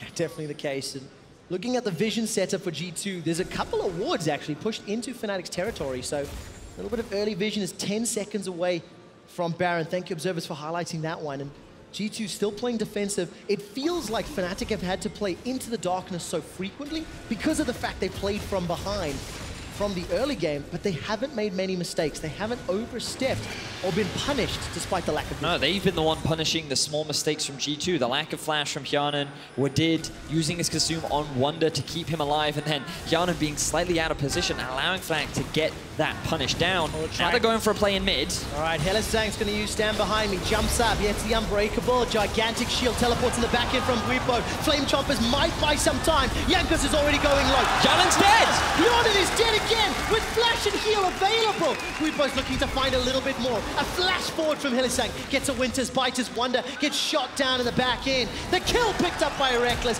Wadid not going to get knocked up, but it doesn't matter. 3 kills to Fnatic. And this is the worst timeline for G2 as Baron is alive. Reckless and the crew have their entire team alive, but their eyes are set on that middle inhibitor. They got some minions coming. I think they want to go straight for the Nexus here. Reckless on Tristana can kill these turrets so fast. Another option is just mid-inhib and Baron. But with 20 seconds still on Hjarnan, Wunder and Jankos even longer, they're looking for the finish. The death timers are so high. Perkz has to put on his blue suede dancing shoes to deal with 5 members of Fnatic. Wadid's going to help out for a little while longer, and Fnatic are chasing. It's Reckless that gets another, the 5th of the game. And despite losing early, despite falling behind, Fnatic fight back and strike first in the Spring Split Finals. They've not finished the game yet because Hjarnan and Perkz, they're trying to Hjarnan! How did they do it? That was my win moment. But Hjarnan will not go quietly. He's flashed forward, continues to chase. Can he get the reset? Looking for the rocket. It's Cho'Gath! Here comes Wunder. Caps gets taken out. It's Hjarnan gets a triple kill, and we're not done. Oh my god, G2! They're able to get the base defense. Hjarnan, when it mattered most, comes up clutch, and only Reckless walks away alive. Baron is up. Did G2 now try to go for the end? They're going straight towards the mid lane at least. No way. Jankos is trying to stop a recall. He doesn't find Reckless, sadly, so Reckless is back in base. Holy moly, G2, they're going to tank up the inhibitor turret. Keep your eyes on those death timers. 10 seconds. They can't. Reckless is already alive. G2 realize the folly and the braveness. They peeled back for a safe Baron. So they can still go for that Baron. Yeah, they have Feast available and everything, but it looked like it was over, and then Hjarnan shows up. Fnatic were splitting between hitting Champions and the Nexus, and this Jinx in the late game got enough time to get their first kill, and suddenly the Jinx pops off. G2 now walk away with a 5-man Baron after getting a successful base defense. So at this point, Perkz, you think he's going to die at this point. You think, oh no, there's nothing they can do. But just look at the damage coming out from Hjarnan, hitting onto the front line. He then changes his focus onto Reckless. And as Hylissang and Broxah try to defend him, they end up getting shut down. Now we have to remember, both Nexus turrets died, as we just see Hjarnan here get that last kill onto Cap. So if you are G2, you're constantly thinking, okay, there is a chance they pop a Karma, speed up, and Fnatic just rushes into this base if Fnatic are caught, also if G2 are caught out of control. But for now, they are still sitting with the base behind them. Fnatic are starting the Infernal Drake, and G2, they're not contesting, they're not risking anything. Gentlemen, 2 Infernal Drakes for a team composition that does have slightly less damage built in. Could help out, but just how much? It's 35 minutes on the clock. It's an even gold game, and there are super minions pushing into G2, but Baron-empowered minions pushing towards Fnatic. All right, let's see what Fnatic trying to do here. There's 1 outer turret left on the side of G2. They're currently hiding in the brush here with the tanks. I think Perkz will get noticed. Fnatic will know exactly what's happening. Jankos checking. What a great first game. This is exactly what we wanted. Please give me 5 of these. This is exactly what I want to shoutcast. Exactly what we want to see for a split final. And to illustrate, this game could still go either way. The gold is dead even, but we're at a point where gold is going to mean less and less. The Baron is in favor of G2, but they do not feel confident enough to really leave their base when there is an exposed Nexus. The team fighting of Fnatic so far has come out on top because they've been the one finding those opportune fights. Crunching down on G2, who are trapped in the Baron pit, punishing the flashless Hjarnan in the middle lane. Can G2 finally find themselves a successful fight? One that doesn't involve their Nexus on the line. For now, they're trying to stack even more armor because they know it's all about the Tristana hitting them. in these fights here. Even Perkz going towards Ninja Tappy. Chain Vest on his side. Both AD carries are leading the charge in terms of damage as expected. Of course, as we highlighted before here, the Karma does actually deal some serious damage with her poke. She's just not great in the really like the quick fights where it lasts like 5-6 seconds. She only gets off 1 Q. She doesn't really add anything else after that. But long, drawn-out fights with a lot of poking and continuing to buff up the team, she adds a ton of value. And then, of course, there's the AoE shield as well. Mantra E, unstoppable onslaught from Wunder. He's going to be jumping in. Wunder not going to be the target just yet. Gets knocked up by Bwipo's. Bwipo's now running away. Stretching Strike going to be a little useless as the Glacial Prison buys some time. Still nobody caught. Extended long team fight. Exactly what Caps' Karma's looking for. But it was just enough to dissuade G2, push them back. This Baron buff has not equated to a lot. No, G2 are just using it to defend for the time being. Just try and buy time for their inhibitor to respawn. Wait until they're in a state where they're in a better position to try and force some of these later fights. But we keep seeing the team fights. Again, it's all about killing whatever meat shield is right in front of you. There's going to be a big blob on the side of G2 or a massive dinosaur, and you just hit him. You just try and kill him. And on the other side is this zombie dude, and of course, Roxa riding around on a wild animal. And it seems weird, but your job as an AD carry is just to kill whatever is right there. You know, and we talked about how Wunder's ulti could be huge in helping that because it is the true damage. He will be able to chunk out a tank pretty significantly. But the other big thing in favor of Fnatic is the movement speed you also get from Caps allows Rekkles to reposition and pretty much play as aggressively as he wants. Fisher, you've talked so much about how he, as a player, loves to carry. He loves to be in these highlight moments. And when you have the support that you have from this Fnatic roster, you can't afford to just sit there and rest on your laurels because he's going to be looking to get into the backline and threaten whoever he can. And I really like that Rekkles is going Essence Reaver in this game. They're giving him more cooldown reduction on this AD carry just because so much of his damage comes from him correctly activating Rapid Fire. Just click the Q when you know you have a bunch of time to actually hit the tanks. And lowering that cooldown can be huge for Rekkles specifically in terms of how he can actually kill a tank on G2.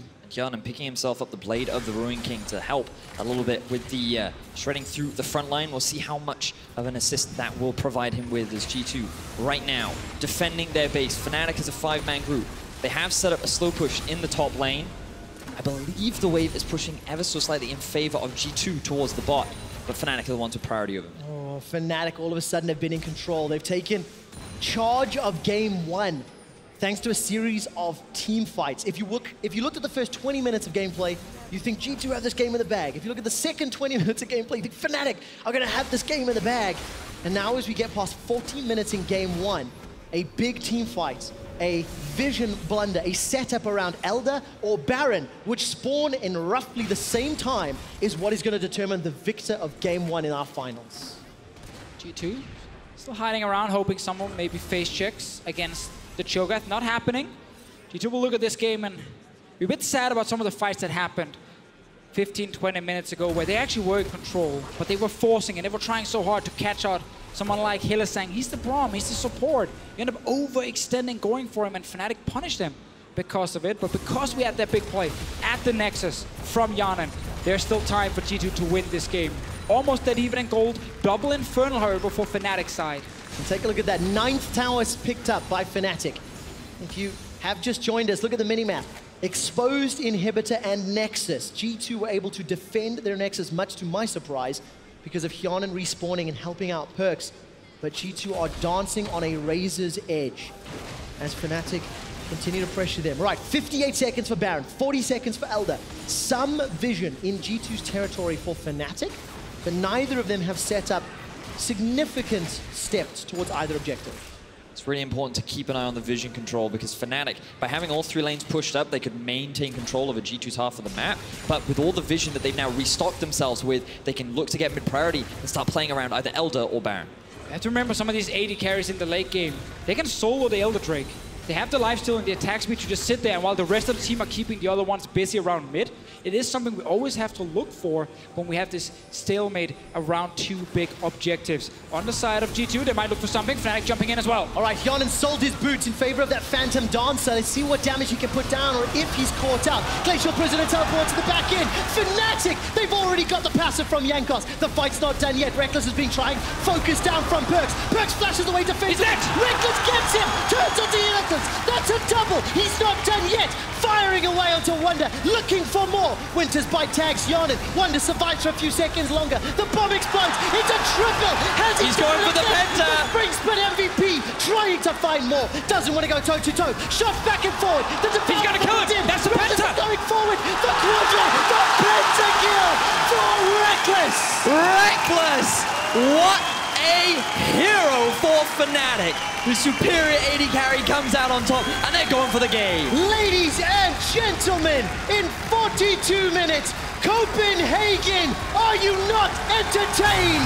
Fnatic take game 1. And this game showed exactly why Rekkles are the MVP of the Spring Split. The team builds a composition around him. They look towards him to carry the first game. He's dealing with a Jinx on the other side, a Ryze as well. And yet, Rekkles are able to consistently take down the enemy front line a lot faster than what G2 could do. The difference in AD carry impact in that final fight was so huge. The fact that he had the support from the Karma as well, his positioning, the consistent damage that he was able to throw out was so much for Fnatic. In game 1, they put the emphasis on him, and he delivered. And this is the perfect start for Fnatic and Rekkles himself, and it's a nightmare for G2 Esports. They played so well early on. I love the way Jankos was ganking on Zac. The use of Ryze ulti and Tahm Kench ulti. They were 5,000-6,000 gold ahead with a strong late game comp, but they could not execute the late game fights against Fnatic. For the third time in 2018, G2 win the early game, Fnatic win the late game for different reasons this time round, of course. But something that is going to play on both of these teams' minds, this crowd is so behind Fnatic. We'll find out how Fnatic secured themselves that lead. And for more, let's head to the analyst desk. Thank you very much, Trevor. What else could we have wanted from a game 1 in this final between Fnatic and G2 Esports? We had a base defense, we had a comeback, we had a freaking pentakill. So I just want to call that pentakill up once again. Let's take a look. Let's look at Rekkles absolutely going off on Tristana. Guys, how does he do it? The resets. He is just very good at Tristana, as we can see. But a lot of it came down to the fact that they had the Karma that kind of enabled them to have the better team fight, in my opinion.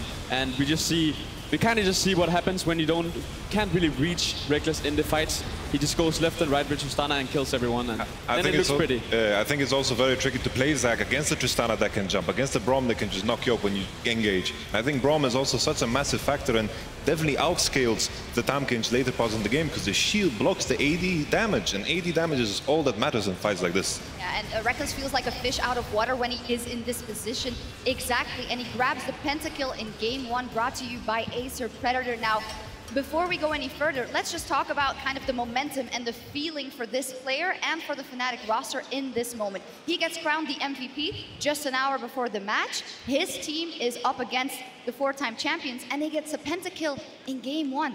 Yeah, amazing. It must feel pretty good because the thing is, like, if you start out with an AD carry centric comp where you basically like put all the focus on your AD carry that just won the MVP, and he basically just comes out and gets not just the pentakill but also performs like really, really well in team fights, it's just really good momentum swing. So this is what I want to ask you guys when we take a look at picks and bans for game 1 in just a second. Now, I want you guys to be honest and forgetting what you know about the pentakill. When you saw this comp coming out, a very AD carry centric comp with a utility mid laner for caps, what did you guys think? I mean, at first it was a little bit questionable. It is kind of a comp where it's the Rekkles show, and he showed up big time in the team fights. But I didn't like it too much, especially in the early game. You don't really have any lane to play to, and for me that is kind of what happened in the early game where G2 were the superior team. Were they also the superior drafters in game 1? I think what I liked about Fnatic's draft was that they forced a tank versus tank matchup. Coming into the second wave of bans, they banned the Fiora, the GP, which basically forced a tank v tank. I'm also questioning the Karma a little bit, but I feel like the Fnatic comp is easy to execute because you have always something to fall back on. If you look at G2's comp, you need to snowball that game, play to the side lanes, use the Tahm Kench and the Ryze, basically snowball the game, and they had the opportunity to do so. Well, we have to praise G2 for that with this draft. They did show up early. We're going to take a look at the team fight that swung it entirely in their favor and amazing. You had some good words about Jankos coming into this game. He was everywhere. Yeah, he was everywhere. And like this team fight, especially the way it started out, I'm not sure if he missed the E or if he just jumped behind him, but him landing up behind the enemy team meant that he could basically pull in 2 members, pull him back into his team. There was no way of flashing out. So basically a beautiful setup. He was really well aware of how to space within that team fight. But in general, like the whole early game was basically like junglers taking over, and that's something that's so important for me to see, because I've always questioned, even when I played against him, how active junglers can actually be in those crucial moments. And when he's actually shown up to his first finals and actually able to put on a show to a certain extent for his team and be that main carry within the early game and the facilitator for his team, is just really, really important for G2. And what I really liked about it was the fact that he was kind of enabling Perkz. We saw him gank mid lane a lot. We saw him pressure mid lane, and that we saw Perkz having a good game on Ryze. I just feel like they didn't necessarily know exactly how to execute the game. Well, this is where I want to come back to what we identified as win conditions for either side before. Top lane was really a non-factor. Mid lane went in the favor of G2, but what would that bot lane possible discrepancy do? And we saw it in the team fights, we have to be honest. Now, I don't think you can pin that directly on the AD carries, but the way Fnatic played the team fights was fantastic. So overall, I felt like in every team fight, when basically G2 cornered themselves almost in the kind of way where, like especially here we can see they start Nash, they obviously get it because they have the Cho'Gath, but they put themselves in such an unfavorable spot that, first of all, Hjarnan is not able to hit anyone perfectly. He's not in position. Ryze has to keep cutting back without hitting anyone, gets a lucky kill in the end, but overall the amount of positional mistakes that G2 put themselves in was unfavorable for Hjarnan. And I do have to call out that I cannot believe that in a game where it's all about the AD carry, you don't build items for him whatsoever. Like the Zeke's convergence has to come out in a game like this because Hjarnan was the main factor in those team fights and he wasn't able to play. It seemed like they were banking on the Perkz insurance, maybe. Oh, maybe. But I think the biggest issue here is that they are forcing the Baron, because their composition is about playing the split push game. They have a weaker grouped composition. The enemy team is behind on gold. Ryze is going to beat everyone 1v1 on side. Cho'Gath gets Prior against the Sion. And in mid lane, you have the Jinx that is ahead of the Tristana with one-shot the wave and Prior with Tahm. Means that you want to outnumber the enemy, which you can. But they force the Baron, put Fnatic in a position where they can group as 5 and put all these champions, the Braum, the Karma, in a 5v5 fight, exactly where they want to be. So I felt like they gave Fnatic the way back in. And this is a bit worrying for me, because if we look at the regular season spring split, Fnatic is 2-0 over G2. And in both those games, they were behind and came back, and G2 wasn't able to close. So we're going to have to see how that evolves, because that could be quite a trauma for G2 Esports. But 5 games, possibly only game 1. And if we know G2 Esports, they very often lose game 1 in a series. So what are we looking at going into the next game? They are now on blue side. G2, what's their priority? I think something to consider. I was surprised that they didn't prepare a Caitlyn into Tristana, because I think if you haven't done that, you shouldn't let go of the Tristana. Another thing is also consider picking the matchup for top lane early on, so it is something that can snowball, because this time around we had the early kill on top. Nothing happened with it because it's potato versus potato. I also just want to talk about, we wouldn't actually talk about how G2 should adapt if they just closed out the game properly, because they actually had I think a 5k gold lead in the mid game, and if they just execute their 1-3-1 and just play to that condition, I think they had a completely fine game. So I don't think they should change too much. Yeah, I kind of wish they would just keep up this controlled aggression that they showed in the early game. Like, they don't have to change up too much in the pick ban. I think going for the Zac, going for something that facilitates a lot of aggression within the early game, like a lot of plays, is really important. So I do think they should just stick to the guns right now and do what they did in game 1. Well, we will see. You don't want to see too many changes from G2. We're going to go in into game 2 quite soon. It's been over 2 years since Fnatic last had an EU LCS title. We will see what they can do and if they can extend their lead after this short break.